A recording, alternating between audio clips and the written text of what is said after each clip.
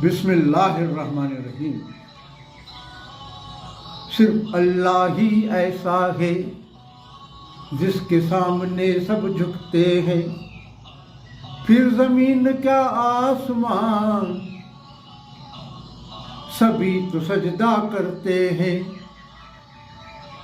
उसके हुक्म को सुबह शाम शिद्दत से बजाया करते हैं,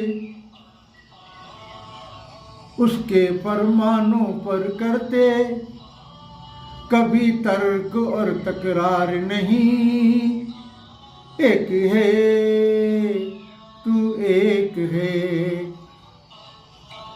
ए अल्लाह ए मालिक ए ईश्वर, तेरा कोई पार नहीं।